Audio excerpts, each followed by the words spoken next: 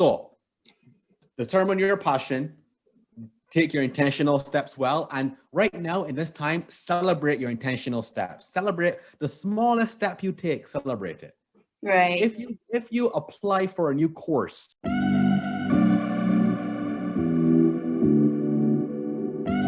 Welcome back to another episode of Naked Truth with Abby.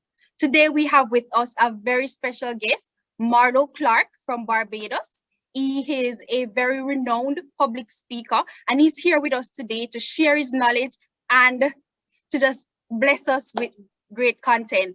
Thank you for tuning in, Marlo, and it's a pleasure to have you here today. So just tell us a little about yourself, your background in speaking, in public speaking, and why did you choose this category? Perfect. Well, thanks for having me, Abigail. To kind of summarize real quick, I'm 32. I'll actually be 33 next week. And I grew up in Barbados. When I was 7 years old, I kind of knew I would travel the world. And I knew that would take some bigger risk as well. And I went to Combermere School, and Rihanna was in my class. We were in the same year group. And when she left, I was like, well, if she can do it, I could do it. Now I can sing like she can. I don't look like she does. But I was trying to, she couldn't help me to find my way. So I started playing rugby because I knew I could travel, I could get on the national team and travel to rugby. So I played rugby for 5 years for the national team in Barbados. And then I actually went to America to be a camp counselor for a summer. And I liked it there. And I told the CEO, I want to work for you full time. And he said, well, finish your degree and give me a phone call when you're finished. And I was like, well, all right. So I finished my degree, and I knew a phone call wouldn't work. So I bought a plane ticket to Iowa. And I flew to Iowa the next week. I walked into his office and I said, hey, Frank, you told me to call you when I got my degree. Well, here's my degree. I want to work for you, please. And he was like, are you serious? I said, yep, I'm serious. And he was like, I don't have any money or a job. So I was like, well, I'll volunteer for a month. And in that month, I'll be pretty good and you'll find the money to hire me. So to fast forward, he ended up hiring me a year later. I moved to Davenport, Iowa for 7 years. There, I created the Y Achievers program. And it was more kind of youth work and statistics because my degrees in economics. So yeah, it was really good. I enjoyed it there. And public speaking really came about because in our program, we would enroll 100 teens a year. And they were all teens that were being charged with crimes. And I was like, 100 is good. And one day I went to a career day and I was talking about being a social worker, working in youth work, and the kids were falling asleep. And I was like, oh, bored, aren't you? And they're like, yes, sir. I was like, okay, that's cool. What do you want instead? He says, sir, just talk about life when you were 15 like we were. I was like, cool. So I just did that. And by the end of it, they were asking questions. It was very engaging. And I was like, huh. So I called the lady that got me the speech. And I said, hey, I want to go to every school you have in a 20-mile radius. Because in Y Achievers, I can help 100. But if I speak for you, I can help 1,000 and give them something that they'll hopefully take with them. And that talk I give to those students, I give it about 200 more times. And that is now my TED Talk, How Was Your Day Today? So that talk was crafted by speaking to students just for free, just talking about life. And it was a TED Talk. And I really made it a career when it was coming close to leaving Iowa to come back to my family in Barbados. I had coffee I was on a committee with a guy, and we had coffee one day. And he was like, Marlo, my staff needs to hear this. And I was like, well, I'll do it for you. He was like, I'll pay you. I was like, what? He was like, yeah, I'll pay you. I was like, oh, what do you pay? He was like, well, last year we paid the guy 14 grand US, but we can't pay you that short notice. But no, I'll just tell you, right? He said, we can pay you $2,500 US. And I said, are you serious? Like, I made that in a month. And he said, that's what speakers make. And I was like, yes, I will do it. So I go in, at that point, I was 29. I go in, it's a room full of like bankers, right? It was a credit union. And I was 29 years old. A guy who was like 40 or 45 was like, hey, are you the new employee? I was like, nah, man, I'm your speaker. He was like, huh? I was like, you'll see. Because I mean, they were much older than I was, right? Yeah. And I gave the talk. It went great, standing ovation. I was like, and that day I knew I'd make it a career. I came back to Barbados for 6 months with my family. And then my dad, who had seen my speeches, said, Marlo, you need to go. Like, I know you want to be home and it's great, but you can do something that's special and you can't do it from Barbados. So go to the world and figure out. So I moved to England because in England they speak English. That's literally the reason why. And I just showed up, and my thing was I want to make sure that I live what I'm speaking about, right? So my next TED Talk, What Now, What Next, which is a big part of this talk, I crafted that talk when I left the US to come back to Barbados. And when I came back, I gave up my chance for a green card. I gave up my job. I had no job, nothing, but I knew it was time to go home to my family. So I moved to England, knowing no one and having no network. And I said, I'm going to use my own speeches right now in real life and create a career as a public speaker, knowing no one and having nothing. I'm just going to go and, I have some savings that I'm going to go create. And it cost me about 10,000 US dollars for 6 months living in England, between rent, living, transportation, getting coaching and all that. And it worked. I gave my first TED Talk last February, and I gave the second one March 11th of last year before Corona really hit. And then I came back to Barbados because of Corona, obviously, and everything's gone online. So now my job is I speak like this to companies around the world. So a company would see the TED Talks, or my agent would contact them and they would watch my TED Talk and be like, wow, we need this. And then, I would just set the room up like this, and this is my job now. So I speak to companies in the UK, in Finland, in America, in Canada, in Jamaica. So whoever really needs, a conversation. My speeches aren't really advice. It's more, I answer questions for people. So you ask me a question and I give you the best answer I can. And it just so happened that I have, I grew up in Barbados. I moved to the US in Iowa, then back to Barbados, then to England. So I've kind of seen a lot, and I've had time as well to kind of figure out human problems and kind of give it a lot of thought. So that's where we are now. That's wonderful. And it actually even tells us and teaches us that taking calculated risk and just moving as you're feeling and your gut tells you to move pays off, and it can actually help you in the end. Yeah, I mean, and that's true. And even Frank, the CEO of the company that I went to see, he had this thing where he said it was ready, fire, aim. So everyone wants to ready, aim, fire, and they spend so much time aiming that by the time they're finished aiming, the target has moved. Yes. So, and for me, to be honest with you, I had the privilege of time and of guidance, right? Like this isn't just me doing stuff. I had people who would guide me, and I had, and I was to the point where I was like, if I do it and I fail, I learn something or I succeed. And if it succeeds, how beautiful will it be? But I'm very careful to let people know that people look at people who are successful and say, yeah, he could do it, I could do it too. And that's true, but there were circumstances in place for me, and for other people as well. So what I did, I don't expect anyone else to show up in England with nothing and try to get a job and become a speaker, right?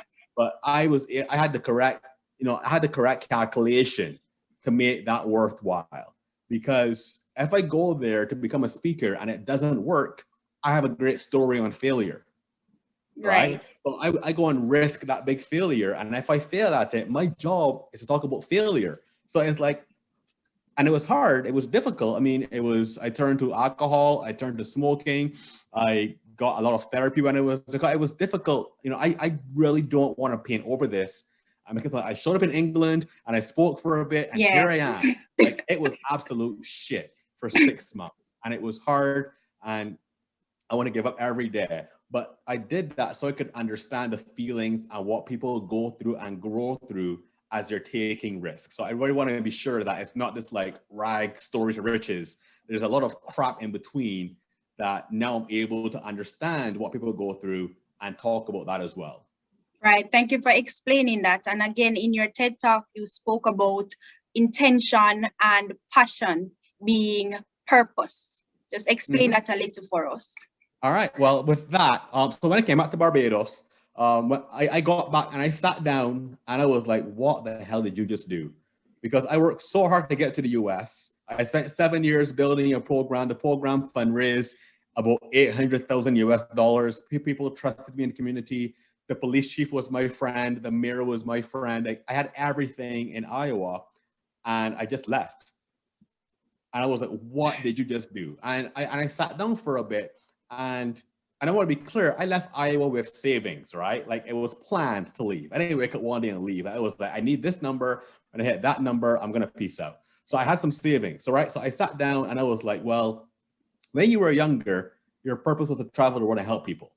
Travel and helping, right? That was your purpose. And I was like, well, you lived that. You know, I moved to Iowa, Iowa was very good to me. I was able to help thousands of young people. I created this program where kids who were charged with crime, you know, they would come to me and I would be like, hey, I'm Marlo and you don't know who I am. I want to help you. You don't trust me. So I'll spend some time gaining your trust and then you'll tell me what you want help with. If it's food, clothing, shelter, a cell phone, you tell me. And I want to help you, but you must tell me how to help you. So I was able to live that life, right, for 7 years, like literally getting paid to help young people with other people's money. It was great. I traveled a lot. I saw Europe. I traveled all over the US. In 2015, I was in Alaska for my birthday under the Northern Lights. You know, I saw and did great things. And that was my purpose when I was younger. And I was like, your purpose changed. And that's okay, right? We think about purpose as this like thing in the future. I had a purpose and I lived it. I traveled and I hopefully helped people. And 2018, 18 in March, I came home to visit and my nephew said, Marlo, he was crying. I was leaving. He said, Marlo, you come home for a week and then you leave again. And it breaks my heart. And I said, you're right. I come home for a week every year. We have ice cream, we play football, we go to the movies, we do everything for a week. I give you one great week and then I leave for a year. And for me, it was great. You know, I was being a good uncle, but for him, I just come home, build him up and then knock him down all over again. So he loved me, but I'm not quite sure he liked me because I would just leave, right? So my purpose in that moment changed from traveling and helping other people to being with my family and being a good uncle in my description. So I took steps to come home. So I think say passion plus intention equals purpose. It's not linear, right? It's just like you put the two together and it leads towards that. So for me, passion is why you do something. It's a feeling, right? As human beings, we focus a lot on how and what, but how and what change constantly. You know, those ones are rational decisions, right? How did you do it? I saved money. What did you do? Come back to Barbados. But why did you do it? And why is deeper and why takes sharing parts of yourself.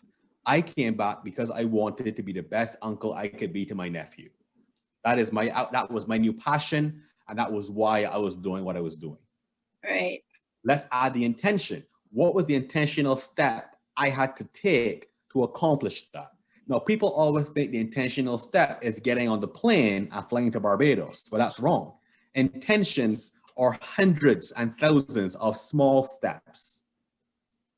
The simplest step was admitting it's time to go home. The next intentional step was sit down and do a budget. The next intentional step was to open an investment account.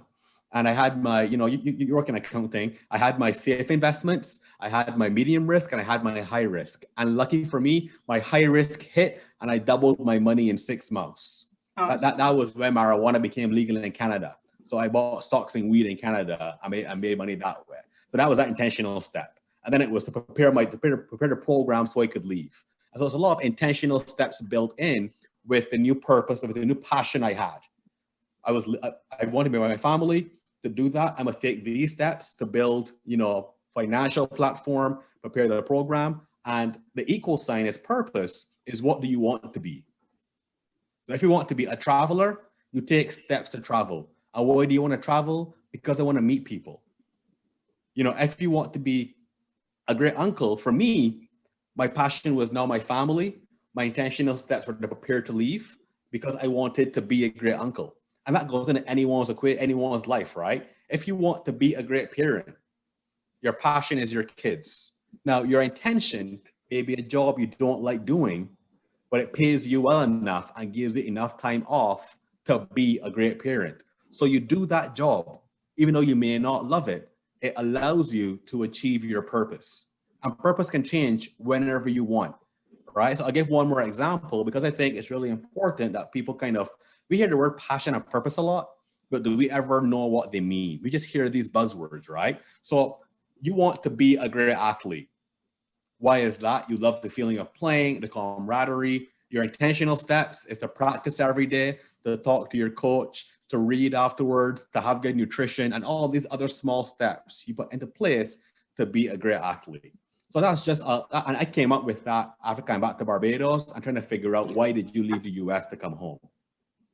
So basically, your intentions or the steps you take to get towards that thing that you're passionate about, which becomes your purpose. Exactly. Right, that's awesome. And the goal isn't to achieve your purpose all the time. It's to move towards your purpose. You know, don't focus too much on achieving the purpose, because when you get there, you're usually very sad. I'll talk more about that later. But you want to go towards it. You know, so purpose shouldn't be something that's scary and you feel bad about, right? It's like, I'm not there yet, so I feel bad. Because that intentional step you're taking is part of your purpose. We should enjoy the journey. Exactly. It's to be celebrated. You know, I'd say be process-oriented, not goal-oriented.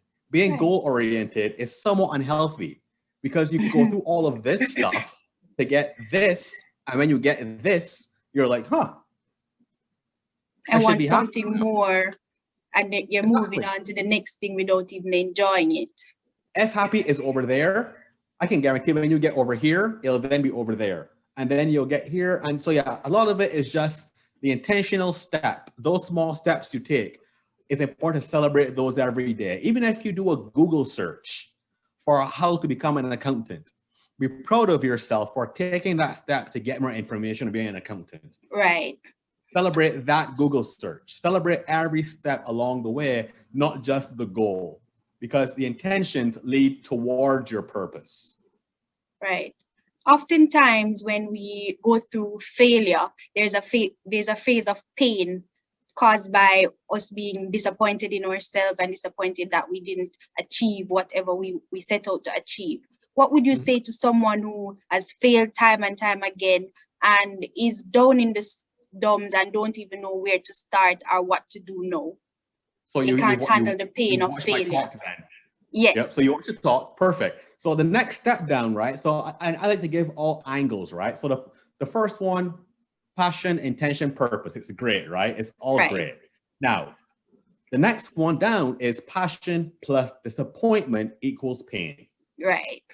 So we always talk about, you know, when things go right. Well, what happens when things go wrong? You have that passion. You know what you want to do it. You have it, and then you take an intentional step, and it doesn't work out. That hurts, right?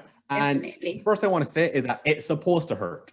If you didn't care, it wouldn't hurt. The hurt means that you actually really cared about it. And how lucky are we that we could have enough passion that it may eventually lead to pain. And pain is okay, because everything great ever done was a function of pain.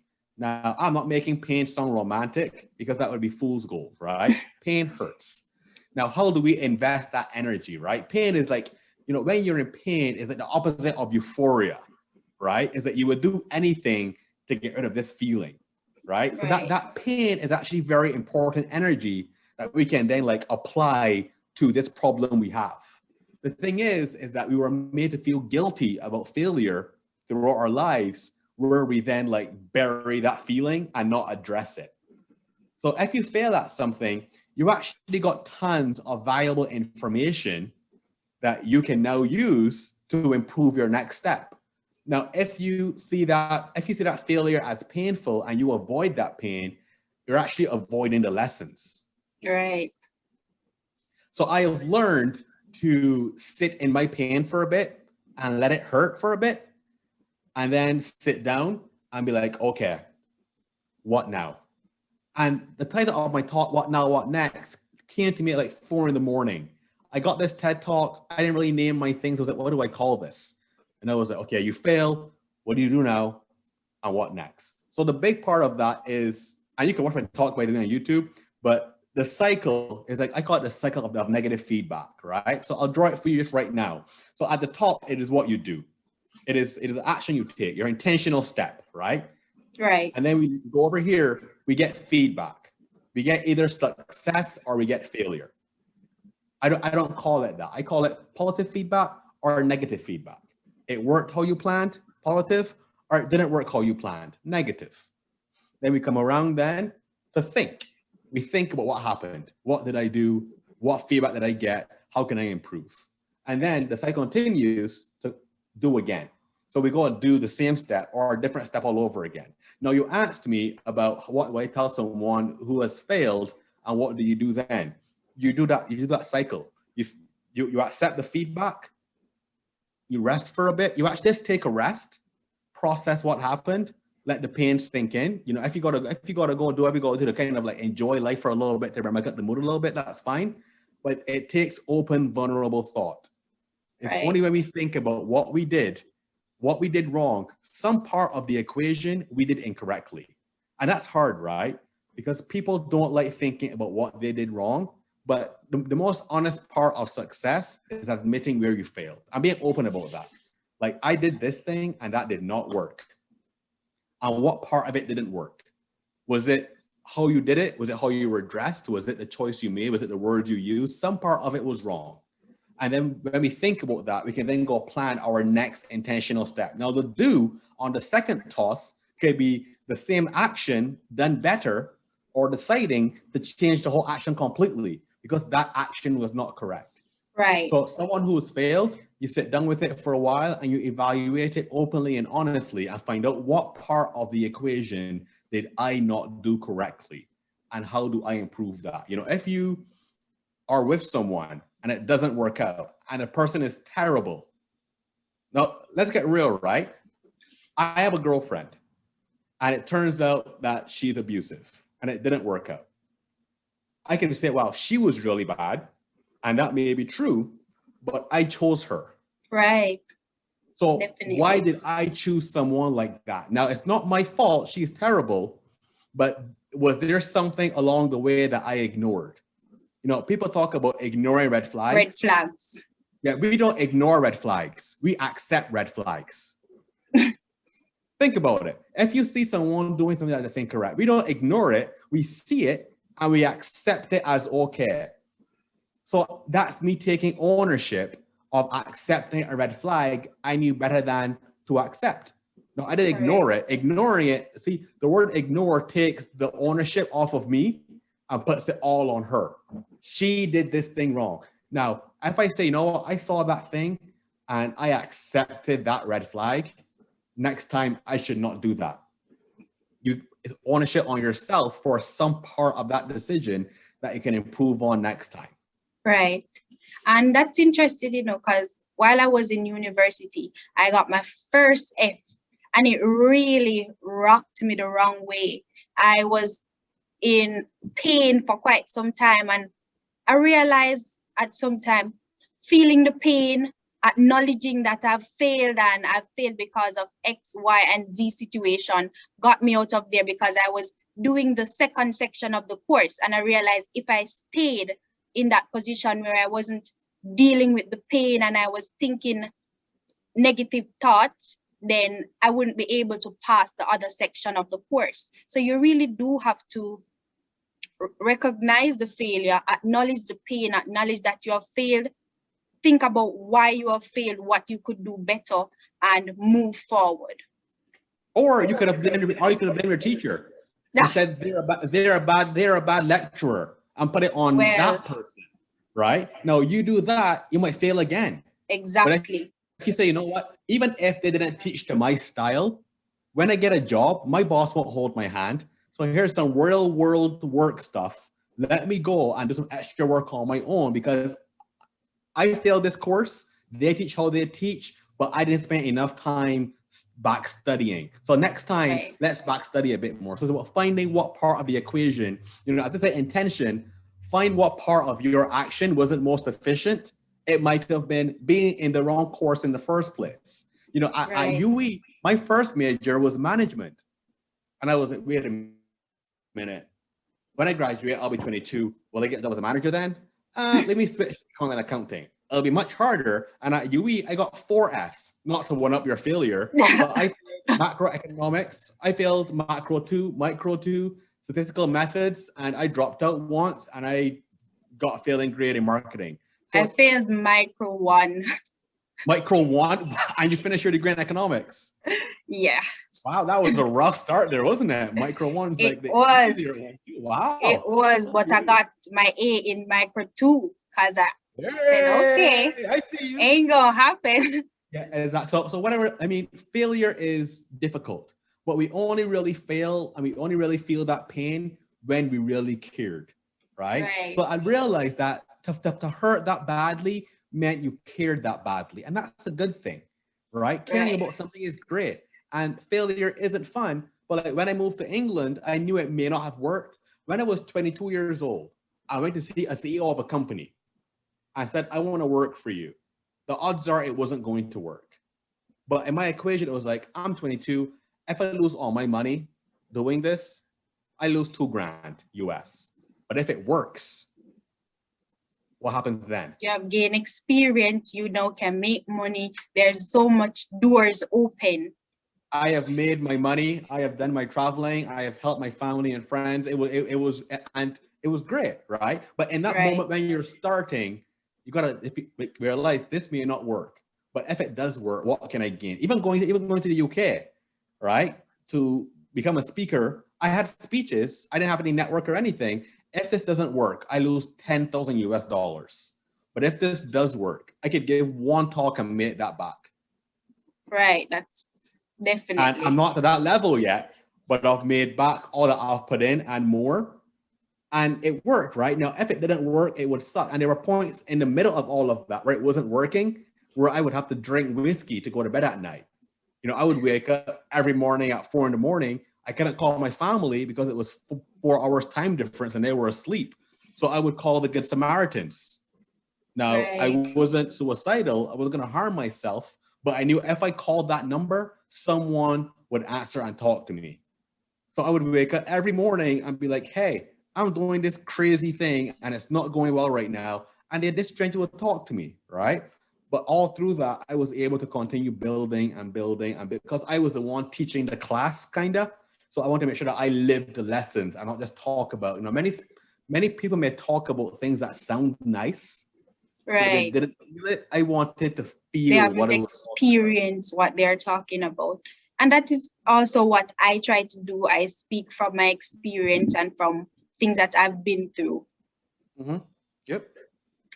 So another question, there's a stigma around being vulnerable. So we tend to either keep who we are to ourselves, not being brave enough to be who we are, show society or self. And because of this vulnerability, we end up staying in a place, staying stagnant and not living out our purpose. What would you say to someone who is in that place right now, not living through their purpose, not trying, and just staying stagnant because of vulnerability? I would say it's really, really hard. And I'll tell you why it's really hard. It's because, you know, in not doing things well, we feel a lot of guilt. You know, we're taught guilt at a very young age. You know, you're playing football at PE when you're 4 years old and you don't kick the ball to the goal and your friend did and you feel bad about yourself. Or you're honest about something and people laugh at you. You know, it's a lot of guilt we learn as human beings at a very young age. And that guilt stays with us, right? So if I do this thing, they may laugh at me. So I will not do this thing. If I wear these clothes this way, they'll laugh at me. So I'll wear the clothes just like everyone else. If I'm honest with someone, they may not accept my honesty and may laugh at me or even be angry at me. So I won't be honest. So a lot of the human experience is about guilt. You know, even as adults, the clothes we wear, the cars we buy. If I buy this car that's not the newest, they'll think I'm poor. So I gotta buy this car I can't afford. I get a loan I can't afford, but when I drive this car, they'll think I'm wealthy. Right. So we learn a lot of guilt at a very young age, and it's difficult to be vulnerable when we're riddled with guilt. And so much of the human experience right now is making people feel guilty for being human. So with vulnerability, I in no way want to make it sound easy, but vulnerability is a gift to yourself, right? It's like, you know what? I did not do that thing correctly. There is no guilt in that. There is no guilt in doing something wrong. It's great. You did something you did not know how to do, and it didn't go well, but boy, did you do your best. And now you know next time how to do it better. Right. So that takes the guilt out of it. So in a lot of my work, I tell people, go back and talk to your 7-year-old self and tell that young person that you are going to be okay. And that thing you feel bad about, or you feel guilty about, or you were laughed at for not doing this thing correctly, just let them know you're going to be okay. Address the guilt where it started, right? What were you laughed at in school for? For me, I got laughed at a lot when I was in secondary school because my clothes looked different to my friends' clothes. Everyone was wearing like big bottom pants, and I had like nice narrow pants, and they laughed at me. They called me, you remember Shanky Malanka? Shanky Malanka, Schnizzle Manizzle. It was some like, yeah, it was like a regular dance hall song. Shanky Malanka. They called me Strangle Me Ankle. Oh my. It was Vibes Cartel or something. It was like Schnizzle Manizzle, Shanky Malanka. So they called me Strangle Me Ankle because my pants were so small. And now the style, everyone's pants is real small, right? Everybody wants slim jeans. Everybody wants. But I was laughed at relentlessly. Everybody wants skinny jeans now. And I was okay with it. I said, you laugh now. Eventually, you will tell people how you met me. And I use that as motivation, right? And I still see the guy's face in my mind right now who did it, but I forgive him because he helped me.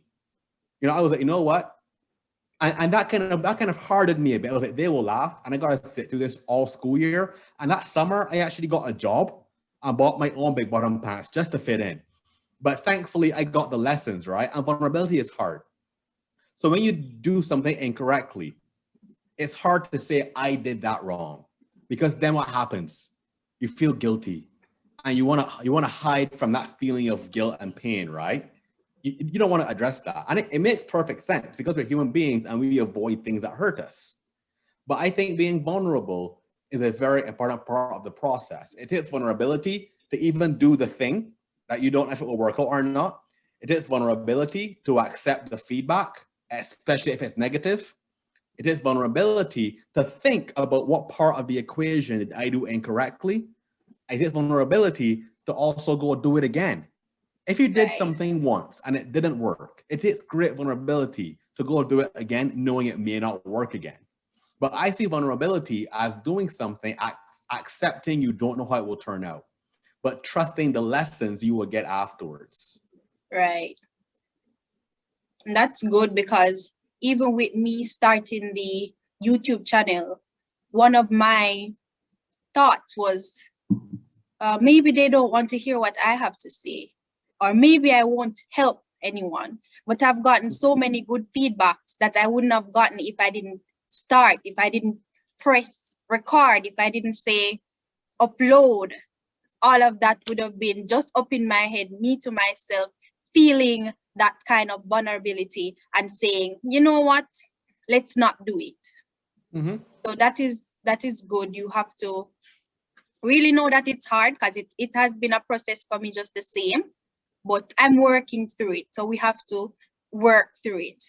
Well, you've done a great job. And even with that, go ahead, sorry. No, I was just saying thank you. Oh, yeah, you're welcome. And I like putting it in terms that everyone can understand. It's a welder or whatever it is. No matter what training you have, that job does things differently. So on your first day, you'll do something and it won't work out. And your boss will say you did that wrong. Now, if you don't ever ask, hey, how do I do it correctly? You'll just skip the thinking spot, right? You'll do it, get the feedback that's negative, and and do it again wrong, get the feedback, do it again wrong, and then get fired. Right. Isn't it more efficient to do it wrong on your first day of work? Get the feedback, be like, hey, thank you. How do I do it properly instead? Correct. And then them saying, well, you got to think about it. And I like, yeah, he's right. Last time I put this on that, I should put that on this. And then you go do it again. Very simple, right? It's a very simple cycle that we all do, whether we know it or not. It's just about doing it intentionally. And if you want to Right. take a risk, doing the thing, accepting the feedback, thinking vulnerably about what happened and doing it again better. And the best part about vulnerability is that you may realize that the action in the first place is wrong. You may open a clothing shop and accept the feedback, sales aren't coming in, and then realize, wait a minute, when I think about it, this street has 5 clothing shops. Maybe I should open a fruit stall because when they're buying clothes, they may want some food as well. Exactly. So you change the action, but you got enough information from your negative feedback that you now know how to do a better intentional step. Right. That's good. Also in your TED talk, you spoke about time passing and money coming and going, but we have energy and we have control over our energy. What techniques do we use to focus that energy on our purpose? Well, thank you. The equation is time plus energy plus money equals purpose. Again, Right. not linear. It's not 1, 2 plus 3, 1 plus 1 plus 1 equals 3. It's just it's a concept, right? The concept of time plus energy plus money equals purpose. Let me tell you how I got this one. When I came back to Barbados to be with my nephew and be the best uncle I think I could be, I sat down at home, literally the house next door. I sat in that house and I couldn't sleep. I said, if people said time is money, that's actually wrong. Because my time has the most value it has ever had right now. Right. My grandma, she would call me to just drive her around. My grandma still drives, but she just loved me driving her. So I said, hey, Marlo, you want to go to the grocery store today? I was like, yeah, Granny, come in. I would get on the bus, go to my granny's house. We get in the car, go to the grocery store. I would carry my granny's bags. It was great. After school, I go see my nephew. I actually went back to Barbados on his 10th birthday. I surprised him at school. That was great. My time was very well spent. On a weekend, we play Pokemon Go, we play football, we do all these things every weekend, right? My time had incredible value, but I was making no money. Right. And I was like, time can't be money. That's actually really bad advice. That's advice that capitalists love. Because you value your life, you value your time solely based on money. That is, right. I'm going to use strong words right now. That is absolutely categorically ridiculous. Now, money is great, but money feeds our ego. And if we don't have enough money, we feel guilty. Now, let me say it, money is fantastic. Money has bought me a great life. Money is good, but money is a variable in the equation, not the ending of the equation. So bring money inside the equal sign. So as an economist, right, I'm gonna get a little economist-like here. Our variables in the equation. We have time, we have energy, and we have money. And those lead towards our purpose, because that's why we're here, right? We're here to achieve some purpose. We're here to be something. And that purpose may change at any time, but time, energy, and money are variables we spend, and then it leads towards our purpose, right? So if your purpose is to be wealthy, you will spend your time at work, spend a lot of energy at work, but your money will go up. Right. So your time, you spend it at work. Your energy, spend it at work, but your money goes up because you want to be wealthy. Right. If you want to be a great parent, and that takes working long hours for a while to get your kids a home that you're comfortable in, you'll spend a lot of time at work, not with your kids, a lot of energy at work, not with your kids, but you'll make enough money to give your kids a life that allows you to make them comfortable. Now, when I realized that time and money were parts of the equation, there was something missing, because life isn't only time and money. We also spend energy every day. And spending energy is the intention, right? That's what we do. How do we invest our energy most efficiently? So as we go through, how do we invest our time most efficiently, our energy and our money towards whatever purpose we want? So for me, time is the one that's most important. because you actually can't make time. You can make more energy, you can make more money, but you can't make more time. So how you spend your time is of utmost importance. Now, you may spend your time at work a lot or even spend it at university. But again, you decide that because this will lead you towards your purpose. Your energy, how are you spending that? Doing nothing is a great use of your energy. We have this thing where we must always be busy, always be hustling. No, another strong statement, any speaker that vilifies sleep and resting should not be listened to. So they say that, get up and walk away. Because if you aren't sleeping, you're actually spending your time very inefficiently. Right. Because you aren't recharging, there's no time to accept your lessons. There's no time to even rebuild your body and your mind. When I was in England, it was a 2-month period where I slept 4 hours a night and I could get nothing done because my mind wasn't clear. Right. Sleep is of the utmost importance in any success you want. And time spent doing nothing isn't time wasted. It is time wisely invested. Now, as an economist, you know that there's an optimal level of satisfaction and then there's diminishing returns. Right. So spending time on you, spending time resting and thinking and just doing nothing is time very well spent, because most of my theories came to me doing nothing. I create new speeches, Abigail, by sitting doing nothing. And a question crossed my mind. I was like, So a question I had was, is the pursuit of happiness really a worthy goal? And I realized that happiness isn't the goal should be contentment. Because if you're always chasing happy, what are you when you're not happy? Right. Are you sad? And these things all come to me when I give my mind enough time to accept. If you're an athlete, you can't just train all day. You got to sleep too. When I was playing rugby, I got injured the most when I wasn't sleeping. So you spend your time however you choose. Energy, how you invest that is up to you as well, whether it's resting, studying, investing, working hard. And your money, you make it and you spend it the best you can. And those things add together to lead towards your purpose. And those variables are yours, and you can adjust those however you want. Don't compare to anyone. Don't feel guilty about anything. Those are your variables, and you can adjust them however you like. A friend of mine, I said, if you make 50 grand less a year, right now you make 200 grand a year, but you're always at work. So your time and energy go to work, you make a lot of money. I get it. Your kids are comfortable now. If you make 50 grand less per year, you would still make more than almost any human being. Right. 150 grand US a year is a lot of money, right? You Definitely. Make 50 grand less, but you can spend 2 hours an evening more at home, spending time and energy on your kids. Isn't it worth it to get more value from your time and your energy and make less money? And he was like, that's an option? I don't need to maximize my income? I was like, no, what is your purpose? Now, when the kids were younger, maybe had to make that much money. Now they're comfortable, right? Now you have the house and the car. Why don't you make less money and spend more time and energy with them? Right. And he never saw that as an option because it was never given as an option. And people may hear this and be like, no, I need to make all the money I can. Do it. It's your equation and you decide.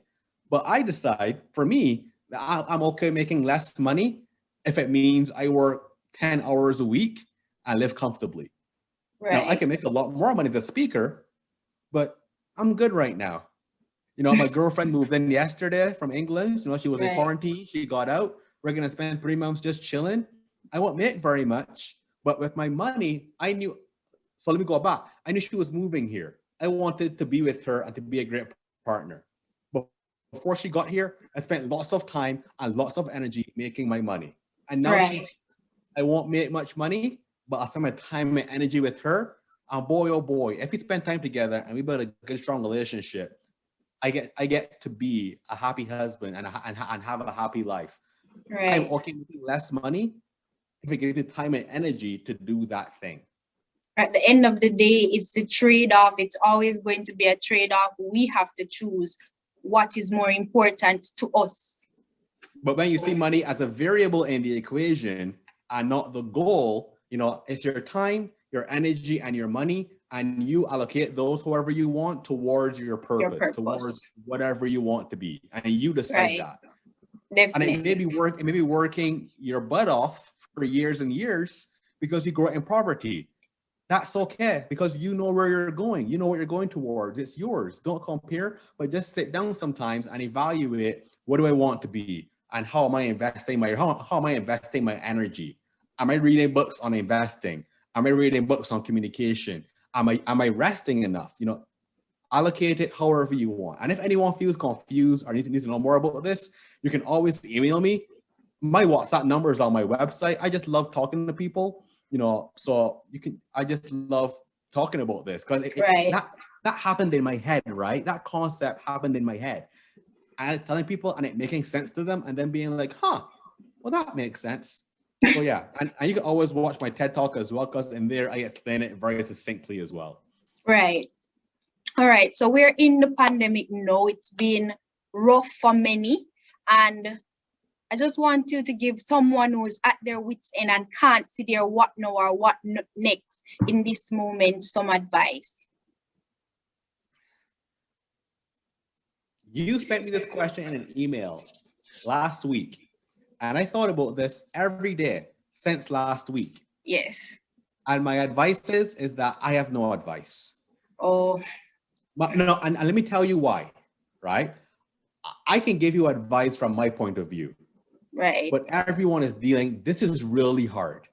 It is. Right now, it is really hard. This is the most unique time in human history. There have been pandemics before. The last real pandemic, big pandemic, happened in 1918, I think it was. Airplanes became popular in the 1950s. Right. So there was a pandemic, but it was local. But now with world travel, it is so much more, it's so much easier for it to spread. In Barbados, there was no coronavirus for like 4 months, but we brought in tourists with a 2-day quarantine and a test, which maybe wasn't the best idea. And we had 200 cases the beginning of December. And right now we have over 3,000. Wow. Because world travel, people came here, which is great, but it spread. This is the most unique time in history, right? So I can't give advice. I can't give advice on this because I'd be lying to people. Right. And I know what I can do. I know what I can't do. Now, what I will say is that this is really hard. It is. And be gentle with yourself. Show yourself some grace. This is really, really hard. Now, where do we go from here? And people say, right, that we're all in this together. We're all in the storm together. Well, that's correct, but the part they're missing is that we all have different boats. Same storm. Some have yachts, and some have dinghies, and some are treading water. So people who say like, I think P. Diddy said this thing: if in a pandemic, if you weren't successful, it may not be in you.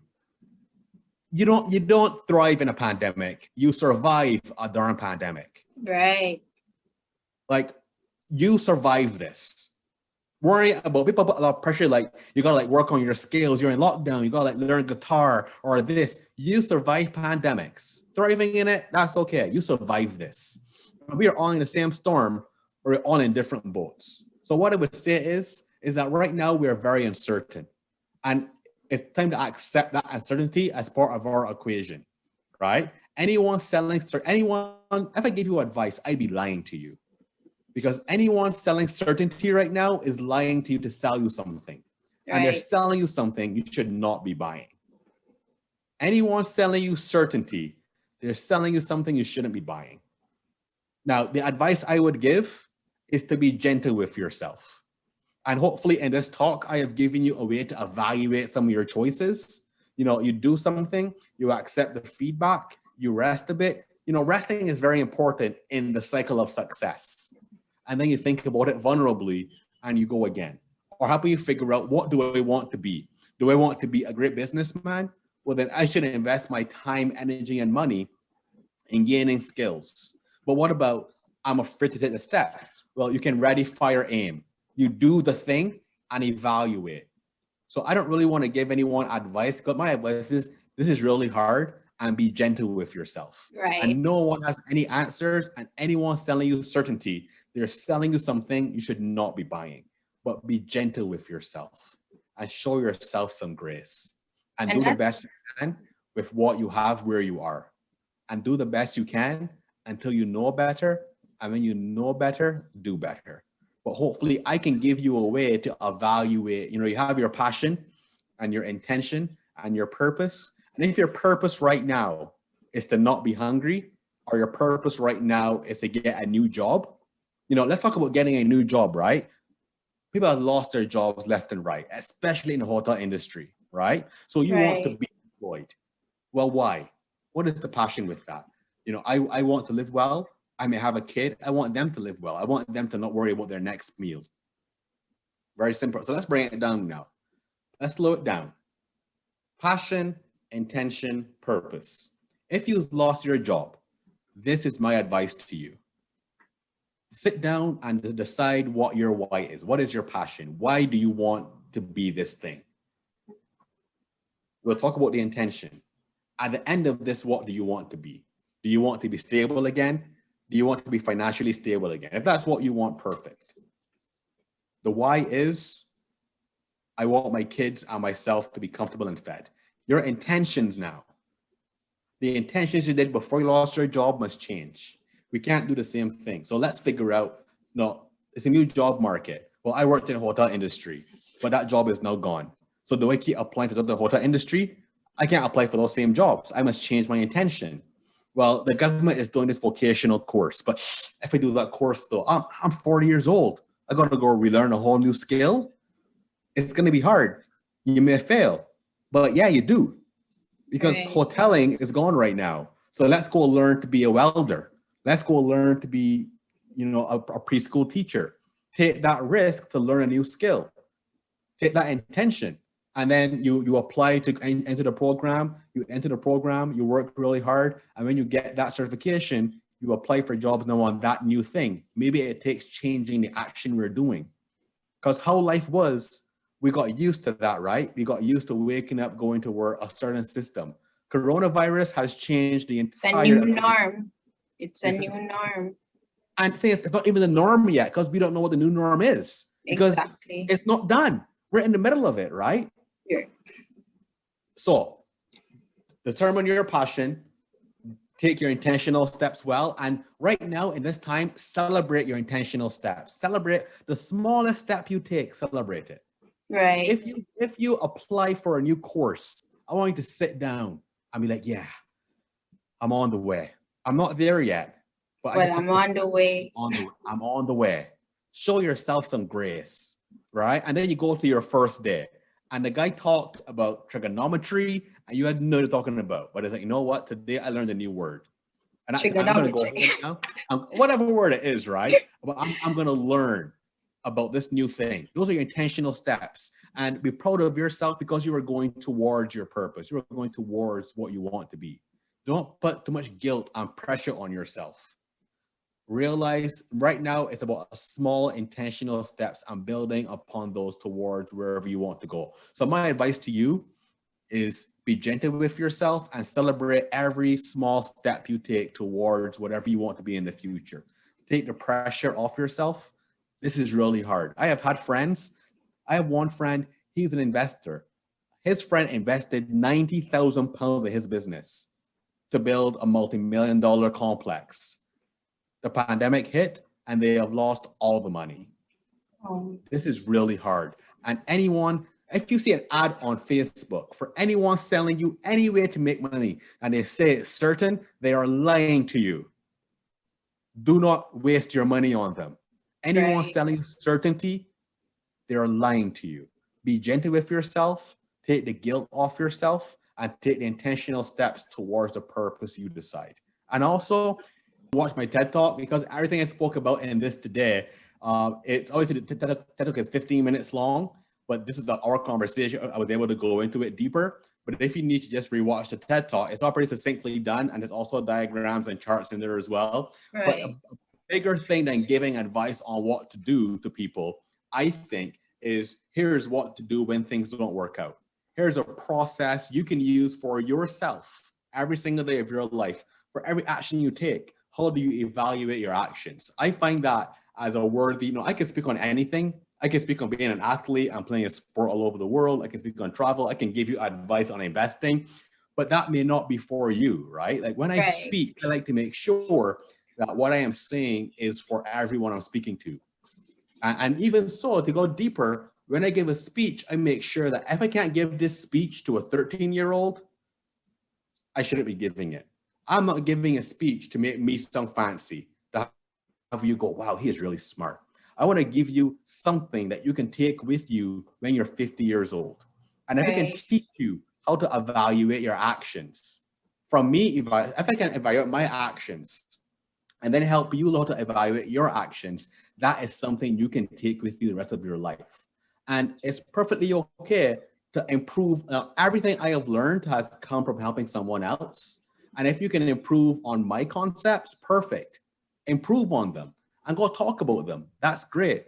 Because if I help you and you help them, eventually they may help me. It's a ripple effect. Right? So that's what, and even doing things like this, you know, I talk to you because you asked for a conversation. And I will speak to anyone because the human experience is just that. It's just talking to each other. It's not always about how much can I make off this. But I feel you weren't paying me, so you get 10 minutes. No, it's not about that. And I really appreciate it as well. But it's about, you know, what can we share? And if I can share with you from my failures, and I have failed a lot, just that I have this thing where I kept failing and I learned how to fail properly, how to fail well. Right? I just failed so much where I just look like a success now, but I have failed constantly upon failure, upon failure, upon failure. And I am okay sharing those things.